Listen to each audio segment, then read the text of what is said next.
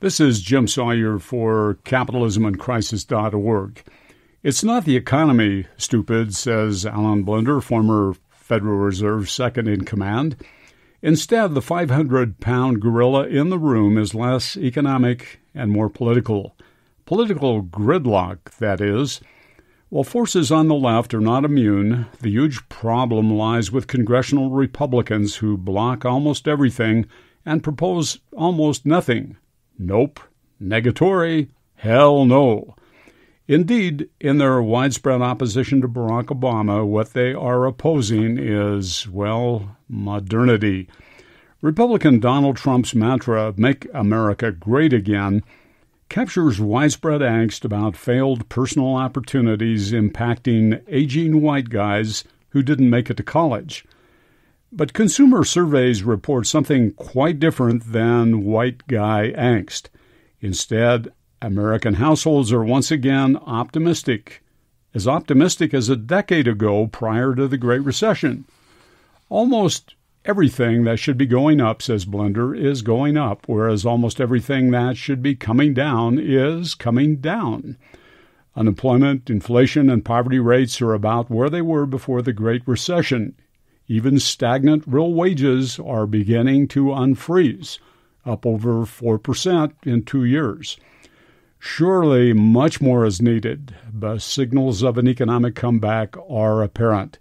Even so, America's Donald Trump-type culture is tuned out totally in this crucial election year. So what are the widely felt economic irritants Donald Trump's acolytes are protesting? Since huge numbers have been pummeled by technology shifts away from conventional industries amid job shifts overseas, their declining living standards must be arrested, reversed, again moved forward. But that is not all. Productivity is key to growth and growth of standard of living. With these now flatlined, especially for Trump's folks, how can the old adage possibly hold true that a rising tide lifts all boats? Chances are it will lift the very big, very flashy boats, but not much else. Some call the problem inequitable distribution. Now, serious voices on both sides of the political aisle are calling for Keynes-Roosevelt-style fiscal stimuli to boost growth, to really get America moving again. Most crucially, it could focus on America's aging public infrastructure, roads, bridges, and the like. In this podcast series particularly, we point out fraud-laced hoarding schemes by pseudo-capitalists. These need fixing immediately, now. Allegedly, their perpetrators often are household names, Wells Fargo, EpiPen, and a host of others. Typically, their strategies may be crafted and then overseen by a phalanx of lawyers, accountants, and fast-driving MBAs and Audis, if you're looking for a visual image. These are the sorts of folks who take the money and run, and then plug it safely into cushy nest eggs while they recover from 80-hour work weeks and rediscover their playfulness in places like Monaco, the Swiss Alps, or, well, you get the picture. You probably have a good idea about the sort of drill involved. Get out of productive investment. Get into finance-heavy schemes. Stick a ton of the proceeds into real estate, gold, art, whatever.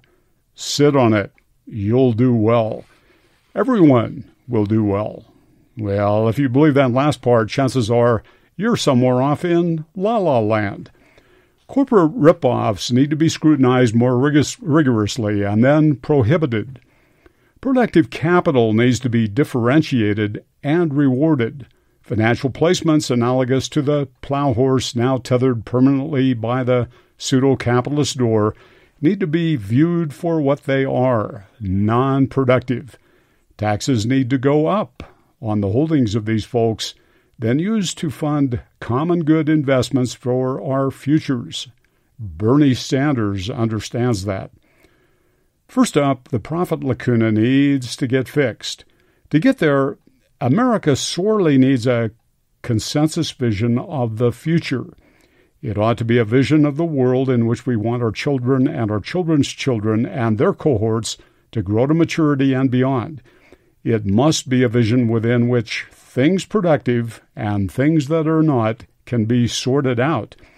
To illustrate, consider a farmer planting and harvesting wheat, an engineer developing new software, or a manufacturer creating environment-conserving processes. Might these be more useful to society, for instance, than some new casino to be operated by Donald Trump? How can a consensus vision of different activities such as these possibly be sorted out? Is such a vision and sorting it out even possible? Without it, how may contemporary society hope to judge what is productive, like the plow horse in the field, and what is not? How may elected leaders hope to guide us toward refreshed tax and regulatory strategies honoring the spirit of Adam Smith, honoring humane, ecologically sound visions such as those shared by Pope Francis or the Dalai Lama? So here is the rub about where this is leading. Given that contemporary capitalism now requires a vision and a strategy for implementing it, how can we, the people, come together to get this done? Will there be increasing goodwill to make this possible? Or will the common refrain of a misguided Congress prevail instead? You know the drill. Nope. Negatory. Hell no. Because, after all, stupid, the problem is not economics. Rather, the problem is politics. From Boulder, Colorado, this is Jim Sawyer for capitalismandcrisis.org.